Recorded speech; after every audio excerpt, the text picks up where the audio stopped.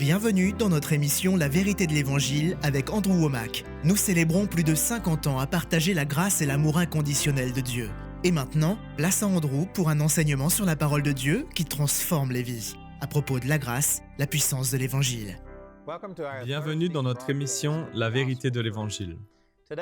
Aujourd'hui, je continue d'enseigner au travers du livre aux Romains et c'est vraiment puissant. Paul y parle de l'Évangile, de la nouvelle presque trop bonne pour être vraie, que Dieu vous aime et qu'il n'y a rien que vous puissiez faire pour l'en empêcher. Dieu vous aime non parce que vous êtes aimable, mais parce qu'il est amour. Dieu n'est pas de mauvaise humeur et il n'est même pas en colère contre vous. Dieu vous aime et c'est une nouvelle presque trop belle pour être vraie, mais c'est ce qui libère la puissance de Dieu. Un autre verset qui va avec le sujet est Galates chapitre 5 verset 6, où Paul parle d'une foi qui agit par amour. Une fois que vous comprenez que Dieu vous aime et qu'il n'y a rien que vous puissiez faire pour l'en empêcher, il n'y a rien que vous puissiez faire pour qu'il vous aime plus, il n'y a rien que vous puissiez faire pour qu'il vous aime moins. Dieu est amour et il a prouvé son amour pour vous au travers de Christ Jésus.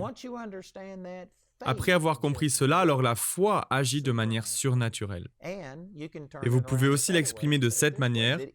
Si votre foi ne fonctionne pas, si vous savez que Dieu est réel, si vous savez qu'il a de la puissance et qu'il peut accomplir des choses, mais vous ne croyez pas que ça fonctionnera pour vous, c'est parce que vous ne comprenez pas à quel point il vous aime. Et voilà ce qu'est l'Évangile. Cette bonne nouvelle presque trop bonne pour être vraie, que Dieu nous donne accès à tout ce qu'il a de manière gratuite et imméritée. Cela permet à l'amour de Dieu d'envahir votre vie et à votre foi de s'élever parce que la foi agit par amour. Voilà ce dont je parle dans cette série. Et si vous avez manqué les 3 premières émissions sur cette étude du livre aux Romains, je vous encourage à vous procurer ce livre. C'est vraiment puissant et ça changera votre vie. J'ai aussi cet enseignement sur CD et DVD ainsi qu'un guide d'études pensé spécialement pour être utilisé en groupe. Il y a un CD qui vient avec, qui vous permettra d'imprimer les questions. Vous pourrez en lire le contenu, poser les questions, en discuter, et puis lire la réponse qu'apportent les Écritures. C'est vraiment une bonne manière d'étudier le sujet. Donc si vous avez manqué une partie de cet enseignement, procurez-vous le matériel car il est important que vous compreniez ces choses. Donc j'ai passé les 3 premières émissions à parler en grande partie de Romains 1, versets 16 et 17. Ce passage contient des vérités fondamentales. Chacun d'entre vous devrait l'avoir compris. Ça devrait être votre pain et votre beurre. C'est ce qui devrait vous faire vibrer, de comprendre que l'Évangile est la puissance de Dieu, par laquelle il sauve tous ceux qui croient, les Juifs en premier lieu, et aussi les non-Juifs. En effet, cet Évangile nous révèle en quoi consiste la justice que Dieu accorde. Elle est reçue par la foi, et rien que par la foi, comme il est dit dans l'Écriture, le juste vivra grâce à la foi. Puis, dans les 3 versets d'après, l'apôtre Paul commence à parler de la colère de Dieu, déjà révélée aux hommes. Donc, quelle est la connexion? Voilà ce que je pense. Paul a dit « Je n'ai pas honte de l'Évangile » au verset 16. Et il a fait ces déclarations radicales, extrêmement offensantes pour les Juifs légalistes de son époque, et qui sont toujours aussi offensantes pour les chrétiens légalistes d'aujourd'hui qui basent tout sur leur performance et qui croient devoir mériter la bénédiction de Dieu dans leur vie. Donc voilà ce qu'il veut expliquer, la raison pour laquelle nous n'avons pas besoin de démontrer aux gens à quel point ils sont pécheurs, ou de les condamner et de leur montrer leur impiété. C'est parce qu'au verset 18, il est dit « La colère de Dieu se révèle du ciel ». Et si vous étudiez cela dans le grec, je ne vais pas passer trop de temps à le faire, mais dans le grec, les verbes étaient conjugués au temps parfait, au passé, au futur, et c'était vraiment très détaillé. Donc dans le grec, il est dit littéralement que la colère de Dieu a déjà été révélée du haut du ciel. En d'autres mots, il dit la raison pour laquelle j'annonce aux gens la bonne nouvelle que Dieu les aime, au lieu de les condamner et de leur dire à quel point ils sont mauvais, c'est parce qu'ils savent déjà qu'ils sont loin d'être parfaits. La colère de Dieu a déjà été révélée du ciel contre toute impiété et toute injustice des hommes qui retiennent injustement la vérité captive. Savez-vous que les gens aujourd'hui diraient non, ce n'est pas vrai. Je ne sais pas faire la différence entre ce qui est bien et ce qui est mal. L'homosexualité est une bonne chose, je suis né ainsi. Je crois que commettre l'adultère est OK. Je crois que mentir et voler, dire de petits mensonges n'est pas grave. Je ne ressens aucune condamnation à ce sujet. Les gens disent ce genre de choses aujourd'hui, mais ce sont des mensonges. Ce verset dit que la colère de Dieu a déjà été révélée du ciel contre toute impiété. Remarquez qu'il est dit contre toute impiété. Pas uniquement une partie, pas seulement les grands 10 commandements, mais toute impiété et toute injustice des hommes qui retiennent injustement la vérité captive. Et regardons au verset 19, car ce qu'on peut connaître de Dieu est manifeste pour eux. Donc c'est évident. Cela enseigne qu'il y a une connaissance intuitive à l'intérieur de chaque personne de ce qui est bien et ce qui est mal. Il y a des gens qui nieront cette vérité, qui prétendront ne pas savoir, mais ce chapitre continue en disant qu'on peut durcir son cœur, que Dieu peut nous abandonner à notre pensée faussée, et j'en parlerai dans une minute, mais personne ne démarre dans la vie de cette manière. Chaque personne naît avec une connaissance intuitive de ce qui est bien et de ce qui est mal, qu'il y a un Dieu, qu'il existe, et de sa colère contre leurs péchés. Donc voilà ce que Paul affirme. Je n'ai pas à expliquer aux gens à quel point ils sont impies, ils le savent déjà. Dans leur cœur, ils en sont conscients. Il y a des gens qui diront que ce n'est pas vrai, mais oui, ça l'est. Je crois plus en la Bible qu'en ce que les gens ont à dire. Et ça continue dans le verset d'après, où il est dit « En effet, les perfections invisibles de Dieu, sa puissance éternelle et sa divinité se voient comme à l'œil depuis la création du monde quand on les considère dans ses ouvrages. Ils sont donc inexcusables. » Ces 3 versets disent en substance qu'indépendamment que ce que tout le monde proclame, il y a une connaissance intuitive de ce qui est bien et de ce qui est mal, de Dieu et de son existence, et même de sa divinité. Et cela parle de la Trinité. Vous savez, quand j'étais au Vietnam, à côté de mon quartier général, se trouvaient 3 temples qui avaient au moins 3 étages, ou peut-être même 5. Ils étaient construits les uns à côté des autres. 3 temples séparés mais construits ensemble, et ils étaient si proches les uns des autres que je ne m'en suis jamais trop approché, mais on aurait dit qu'il aurait été difficile pour quelqu'un de se faufiler entre les temples. Ils étaient vraiment collés. Ils étaient anciens. Et je me suis renseigné à leur sujet et on m'a dit qu'ils avaient été construits 500 ans avant que le christianisme n'arrive au Vietnam. Donc cette construction n'a pas été influencée par la foi chrétienne et l'enseignement de la Trinité. Et pourtant, il y avait 3 temples différents, construits les uns à côté des autres, afin d'adorer un Dieu qui se manifesterait en 3 parties. Donc je ne connais rien de cette religion. Je ne pense pas que c'était une vraie adoration de Dieu.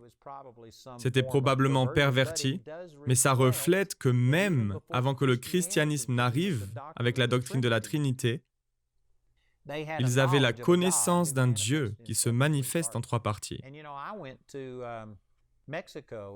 Et je suis aussi allé au Mexique, à Chichen Itza, et c'est une très vieille cité qui est construite par un peuple dont je ne me rappelle plus du nom, mais c'est un peuple ancien. C'est une ville qu'ils ont explorée et ils ont une pyramide et ce genre de choses. Et quoi qu'il en soit, nous avions un guide qui nous faisait faire le tour et il nous a montré certaines gravures qui représentaient leur Dieu. Et il nous a montré qu'il y avait une Trinité, qu'il croyait en ce Dieu unique qui se manifeste en 3 parties. Maintenant, je sais que ce peuple en particulier n'adorait pas le vrai Dieu parce qu'il pratiquait aussi le sacrifice humain et ce genre de choses qui vont totalement à l'encontre de la Bible. Mais quoi qu'il en soit, ce que je veux dire, c'est que même s'il y a eu une perversion, cela montre que bien avant que la religion chrétienne et la doctrine de la Trinité n'arrivent dans ces endroits, ils en avaient une connaissance intuitive. Et c'est ce qui est dit, que Dieu s'est révélé à eux, que les perfections invisibles de Dieu, sa puissance éternelle et sa divinité se voient comme à l'œil. C'est ce que dit le verset 20, ce n'est pas flou, c'est très clair. Depuis la création du monde, quand on les considère dans ses ouvrages, ils sont donc inexcusables.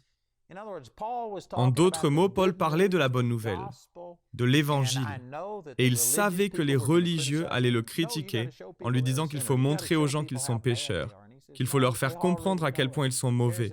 Et il dit non, ils le savent déjà, il y a une connaissance intuitive à l'intérieur de chaque personne. Vous savez, ceci est la réponse à ceux qui se demandent « Qu'en est-il des gens qui n'ont jamais entendu le vrai Évangile ? Que va-t-il leur arriver ?» Eh bien, Dieu les jugera en accord avec la connaissance qu'ils ont reçue, et ces versets nous montrent que chaque personne, qu'elles aient entendu l'Évangile ou non, chaque personne sait à l'intérieur d'elle-même qu'il y a un seul Dieu et que ce n'est pas elle. Maintenant, il est possible de pervertir cette vérité, d'adorer plusieurs dieux, le polythéisme, de s'adonner à l'adoration des idoles et ce genre de choses, mais chaque personne, à un moment donné, a connu la vérité. Chaque personne, à un moment donné, a su qu'il y a un Dieu. Il y a des gens qui proclament leur athéisme, mais la vérité, c'est qu'ils ne sont pas athées. Vous savez, j'ai appris cela lorsque j'étais au Vietnam. Je dirigeais des études bibliques, et il y a des gens qui se moquaient de moi, qui me tournaient en dérision, et qui affirmaient qu'il n'y a pas de Dieu, et ils me ridiculisaient. De l'extérieur, on aurait dit qu'ils étaient extrêmement sincères, qu'ils ne croyaient vraiment pas en Dieu, et ils vivaient comme s'il n'y avait pas de Dieu. Mais devinez quoi? Lorsque les bombes ont commencé à tomber, lorsque les balles ont commencé à siffler, tous les athées se sont mis à prier et à crier à Dieu de toute leur force. C'est un jeu de la pensée. Si vous pointez un canon de fusil sur la tête d'un athée et que vous le menacez de le tuer, beaucoup diront « Oh Dieu !» et demanderont de l'aide. Dans leur cœur, ils savent qu'il y a un Dieu. Il y a d'ailleurs un homme qui travaille pour moi et qui a été élevé par des parents athées. Et la première fois que j'ai enseigné ce message, il m'a dit « Ce n'est pas vrai. Je n'ai jamais cru qu'il y avait un Dieu. Je n'avais aucun concept de Dieu, jusqu'à qu'il arrive à la vingtaine ou quelque chose comme ça, et qu'il naisse de nouveau. » Et je lui ai répondu « Tu sais, je ne veux pas t'offenser, mais je crois en la parole plus que je te crois toi. » Je lui ai dit « À un moment donné, tu as su qu'il y avait un Dieu. Dieu s'est révélé à toi et tu l'as certainement rejeté à cause des influences qui t'entouraient. Mais dans ton cœur, tu savais qu'il y avait un Dieu. » Donc il priait à ce sujet et a dit à Dieu « Je ne veux pas être en désaccord avec Andrew et avec les Écritures, mais je n'ai jamais cru qu'il y avait un Dieu. » Et le Seigneur lui a rappelé. Il a été élevé à Los Angeles. Et une fois, il est monté sur une colline depuis laquelle on pouvait voir la ville. Et il s'y était assis, en regardant le coucher de soleil. Et alors que le soleil se couchait, tout à coup, les lumières de Los Angeles ont commencé à s'allumer. Des millions et des millions de lumières. Et en regardant cela, il se mit à penser à quel point c'était extraordinaire. Il s'est dit que chacune de ces lumières avait dû être installées par quelqu'un. Elles n'ont pas simplement apparu. Et alors qu'il pensait à tout le travail et à tous les efforts qu'il avait fallu pour installer ces millions et ces millions de lumières qui brillaient dans la ville, et alors qu'il pensait à ça, la nuit commençait à tomber et il a levé son regard, a regardé les cieux et a vu des millions et des millions d'étoiles. Et tout à coup, il a réalisé que de la même manière que toutes ces lumières dans la ville avaient dû être installées par quelqu'un, ces lumières dans les cieux n'étaient pas apparues d'elles-mêmes, qu'il devait certainement y avoir un Dieu. Il avait 11 ou 12 ans à l'époque et le Seigneur lui a rappelé cet épisode. C'est lui qui a rejeté ses pensées parce que ses parents étaient athées et que pour eux, il n'y avait pas de Dieu. Mais il a dit que tout à coup, il savait et il s'en est rappelé. Et c'est ce qui est dit ici, qu'une personne peut le rejeter, mais que tout le monde sait qu'il y a un Dieu.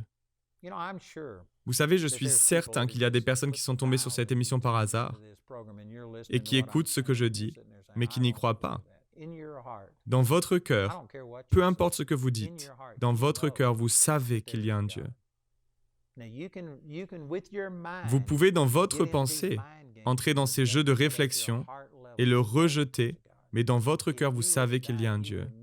Si vous deviez mourir, vous vous demanderiez immédiatement « Mais où vais-je aller ? Que va-t-il se passer? Dois-je rendre des comptes à Dieu ?»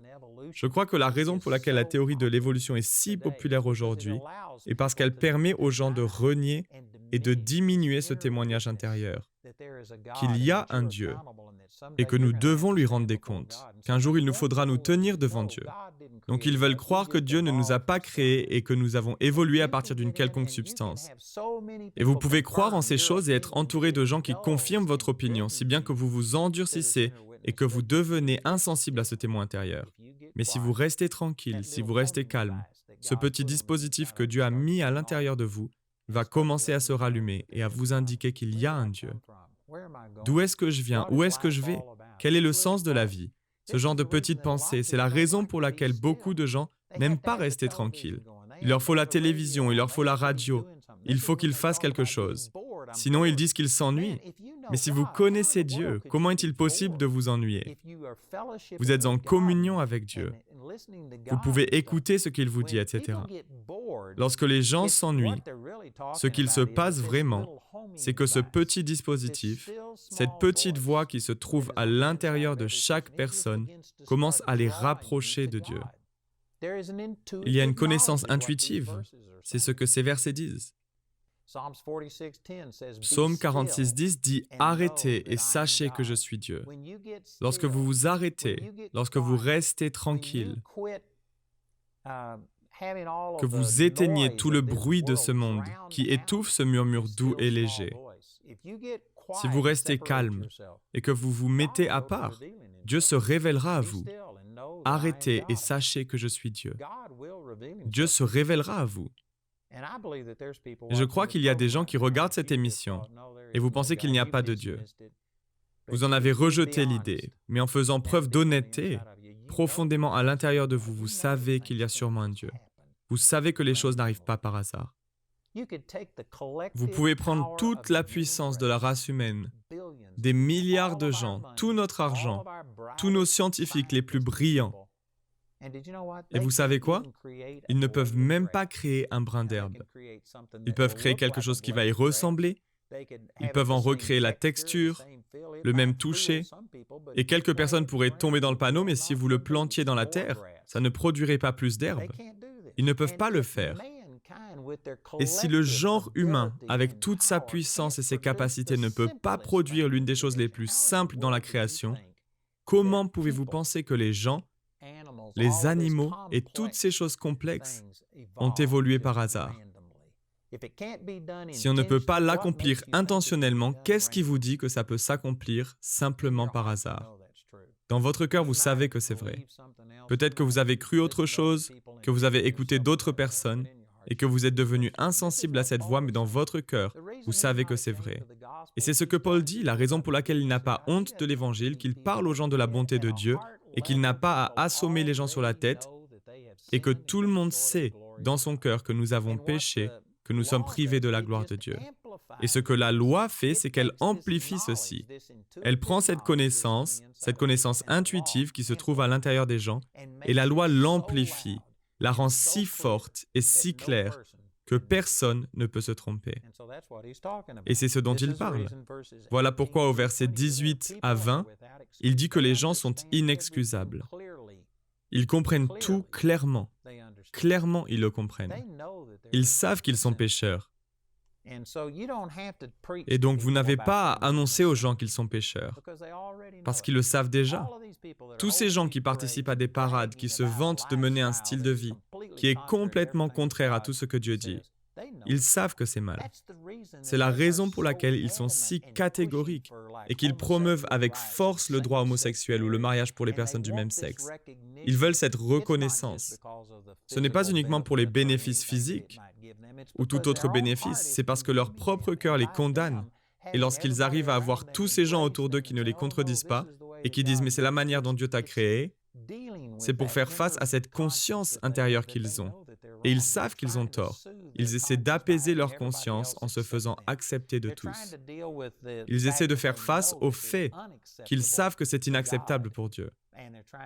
Et ils essaient de soulager leur conscience en cherchant l'approbation de tous. Vous pouvez ne pas être en accord avec moi, vous avez le droit d'avoir votre opinion, mais je ne vais pas me ranger de votre côté où nous aurions tous les deux tort. Je vous dis ce que la Bible enseigne. Il y a une connaissance intuitive à l'intérieur de chaque personne. C'est pourquoi vous n'avez pas besoin de forcer les gens à reconnaître qu'ils sont impies, car ils le savent déjà dans leur cœur. Vous savez, j'ai connu beaucoup d'athées. Et comme je l'ai dit, lorsque les bombes ont commencé à être lâchées et que les balles ont commencé à siffler, ils ont fait appel à Dieu. Et au Vietnam, j'ai appris à répondre aux gens qui affirment qu'il n'y a pas de Dieu. Et je me contente d'ignorer ce qu'ils disent et de leur répondre, je sais que tu sais qu'il y a un Dieu. Et je continue de leur parler, de leur dire que dans leur cœur, ils savent. Je les traite comme si ce que disait la Bible était vrai. Il y a des gens qui entrent dans un processus intellectuel et qui se trompent eux-mêmes. Ils pourront tromper quelques personnes, mais ils ne peuvent pas tromper ceux qui croient en la parole de Dieu. La parole de Dieu dit que dans leur cœur, ils savent qu'ils sont pécheurs. Dieu se révèle contre toute impiété et toute injustice des hommes. Les perfections invisibles de Dieu, sa puissance éternelle et sa divinité se voient comme à l'œil. Ils sont donc inexcusables. Vous n'avez pas à argumenter avec les gens à propos de leurs péchés. Et c'est une vérité puissante. Puis, au verset 21, il est dit, puisque, ayant connu Dieu, ils ne l'ont point glorifié comme Dieu. Ils ne lui ont point rendu grâce, mais ils se sont égarés dans leurs péchés et leur cœur sans intelligence a été plongé dans les ténèbres. Ici, il montre que bien que nous ayons tous cette connaissance intuitive, on peut s'y désensibiliser. Et comme le dit la Bible, vous pouvez être abandonné à votre pensée faussée. Je n'ai pas le temps d'expliquer cela complètement dans l'émission d'aujourd'hui, mais je le ferai dans la prochaine émission. Mais vous pouvez étouffer ce témoignage intérieur. Et je crois que beaucoup de gens en sont là. Et ici, au verset 21, il y a 4 choses qui sont citées que vous devez faire pour vous désensibiliser à ce témoignage intérieur. Qu'il y a un Dieu, que vous avez péché et que vous avez besoin d'un sauveur. Voilà les 4 choses. La première est qu'ils n'ont pas glorifié Dieu comme étant Dieu. La seconde chose est qu'ils ne sont pas reconnaissants. Vous savez, la reconnaissance inclut beaucoup de choses, mais cela signifie qu'il faut reconnaître que je ne suis pas la source, que ce que j'ai m'a été donné, que ma vie vient de Dieu, que ma sagesse, mes capacités, mes talents m'ont été donnés par Dieu. La reconnaissance nous fait reconnaître qu'il y a un Dieu. Et donc, ils ne rendaient pas grâce. Ils pensaient que tout ce qui leur arrivait provenait de leur propre capacité, au lieu de reconnaître que Dieu est celui qui leur a donné ces capacités. Et ils se sont égarés dans leurs pensées et leur cœur sans intelligence a été plongé dans les ténèbres. J'ai un enseignement sur le sujet qui s'appelle « Les 4 clés pour rester rempli de Dieu » et qui est basé sur ce verset. C'est en réalité un enseignement en 5 parties qui parle de ces 4 choses. Et s'il vous faut faire ces 4 choses pour vous désensibiliser à ce témoin intérieur qui vient de Dieu, si vous faisiez l'opposé de ces choses, et qu'au lieu de ne pas glorifier Dieu, vous lui donniez toute la gloire, si vous deveniez reconnaissant, si vous utilisiez votre imagination d'une manière positive et que vous rendiez votre cœur sensible à Dieu, alors vous pourriez être certain de ne pas être abandonné à votre pensée faussée et de ne pas devenir insensible aux choses de Dieu. C'est l'un des sujets sur lesquels je préfère enseigner. Il contient des vérités puissantes et ça va de pair avec ce que nous étudions dans cette émission. Je suis sûr que vous pouvez vous le procurer en nous appelant. Encore une fois, nous sommes partis du fait que Paul a dit qu'il n'avait pas honte d'annoncer aux gens la bonté de Dieu, parce qu'ils savent déjà qu'ils sont pécheurs. Ils ont déjà ce témoin intuitif. Chaque personne le sait, et donc il se contente d'annoncer aux gens la bonté de Dieu. Et si les gens rejettent ce témoignage intérieur, alors ils peuvent être abandonnés à leurs pensées faussées. Et nous en parlerons dans notre prochaine émission. Laissez-moi mentionner à nouveau que nous avons ce livre intitulé « La grâce, la puissance de l'Évangile ». Je l'ai aussi en CD et DVD et j'ai le guide d'études. Et notre annonceur vous donnera plus d'informations. N'hésitez pas à appeler ou à nous écrire aujourd'hui. Le programme d'aujourd'hui fait partie de la série « La grâce, la puissance de l'Évangile ». Nous espérons que ce message vous a béni. Notre ligne téléphonique est ouverte aux heures indiquées à l'écran. Appelez-nous si vous avez des questions sur ce programme, si vous avez besoin de prière ou si vous désirez commander l'un de nos enseignements. Vous pouvez nous contacter au numéro qui s'affiche à l'écran. Ce programme a été rendu possible grâce au soutien financier de nos partenaires. Si vous souhaitez devenir partenaire, vous pouvez le faire en appelant ces mêmes numéros. Nous vous proposons un livre sur le même sujet que l'émission d'aujourd'hui, intitulé « La grâce, la puissance de l'Évangile » que vous pouvez vous procurer pour 12 €. Les 30 émissions de cette série sont disponibles en DVD pour 22 €. Vous pouvez également vous les procurer en CD pour la somme de 15 €. Si vous commandez les deux formats, CD et DVD de manière simultanée, le prix de l'ensemble est de seulement 30 €. Vous pouvez aussi opter pour les fichiers audio MP3 et vidéo MP4 sur clé USB, toujours pour 30 €. Le guide d'études est pour l'instant seulement disponible en anglais. Il inclut le contenu du livre ainsi que des questions en rapport avec chaque sujet abordé afin de l'étudier seul ou en groupe. Pour tous nos téléspectateurs qui se trouvent en dehors de l'Europe, tous les produits que nous vous présentons sont disponibles dans nos bureaux situés dans votre région. Vous pouvez les contacter grâce aux coordonnées qui s'affichent sur votre écran afin d'en connaître le prix dans votre monnaie locale. Andrew a à cœur que chacun puisse écouter ou regarder ce programme à sa convenance et puisse le partager avec d'autres. Si vous ne pouvez pas vous permettre d'acheter les CD ou DVD, nous vous enverrons un lien afin de télécharger gratuitement l'enseignement de cette semaine en version audio MP3. Notez que vous ne pouvez profiter de cette offre qu'en appelant notre ligne téléphonique. Vous pouvez nous appeler dès maintenant au numéro qui s'affiche à l'écran. Nous nous ferons un plaisir de répondre à vos questions, de prier avec vous ou de vous aider à commander l'un de nos enseignements. Notre ligne est ouverte durant les heures inscrites à l'écran. Nos opérateurs téléphoniques répondront en français ou en anglais selon les informations qui se trouvent sur cette annonce. Toutes les ressources d'Andrew en français se trouvent dans les boutiques en ligne des sites internet de nos bureaux affichés à l'écran. Vous pouvez également nous joindre par email en français et en anglais aux adresses qui s'affichent sur votre écran. Nous avons hâte d'avoir de vos nouvelles. La prochaine fois dans la vérité de l'Évangile. Dans Jean, chapitre 6, verset 44, il est dit « Personne ne peut venir à moi si le Père qui m'a envoyé ne l'attire, et moi je le ressusciterai au dernier jour. » En d'autres mots, nous ne sommes pas les seuls initiateurs de notre recherche de Dieu. Nous ne recherchons Dieu qu'à mesure que le Saint-Esprit nous attire, et si le Saint-Esprit arrête de nous attirer, vous ne rechercherez pas Dieu de votre côté. Vous savez, si vous regardez cette émission sur une chaîne chrétienne, il y a une curiosité de votre part, vous êtes plus ou moins attiré. Peut-être êtes-vous en train de rechercher Dieu de tout votre cœur, mais au minimum, vous avez une curiosité et vous cherchez quelque chose. Vous savez ce que c'est? C'est le Saint-Esprit qui vous attire. Vous seul, de votre propre initiative, vous ne regarderiez jamais cette émission. Vous ne considéreriez jamais les revendications du christianisme. De vous-même, vous ne considéreriez jamais l'existence de Dieu. Si vous regardez ce programme, c'est que le Saint-Esprit vous attire à lui. Mais s'il cessait de vous attirer et qu'il vous laissait de votre côté, alors vous entreriez dans une spirale descendante. Maintenant, Dieu est patient et je crois qu'il s'occupe de nous, souvent jusqu'à notre dernier souffle. Les gens naissent de nouveau sur leur lit de mort. Le voleur sur la croix est né de nouveau juste avant de mourir. Et gloire à Dieu pour sa miséricorde et sa grâce. Mais il n'y a aucune promesse de Dieu qu'il vous donnera jusqu'à votre dernier souffle. Si vous vous endurcissez, que vous résistez aux choses de Dieu, que vous rejetez sa voix encore et encore et encore, il n'y a pas de promesse, il n'y a pas de garantie. Et Dieu n'est pas obligé de vous donner des chances jusqu'à votre dernier souffle. Et s'il devait retirer l'attraction et la conviction de son Saint-Esprit et vous laisser seul de votre côté, vous seriez perdu. Vous n'auriez aucune chance de revenir à Dieu par vous-même. On ne cherche pas Dieu, on ne trouve pas Dieu. On entend souvent dire « j'ai trouvé Dieu », mais la vérité c'est que Dieu n'était pas perdu. Nous étions ceux qui étions perdus. Dieu nous a poursuivis, Dieu nous a attirés à lui-même. Et s'il arrêtait de le faire, c'est un état terrible dans lequel se trouver. Rejoignez-nous prochainement pour plus de la vérité de l'Évangile.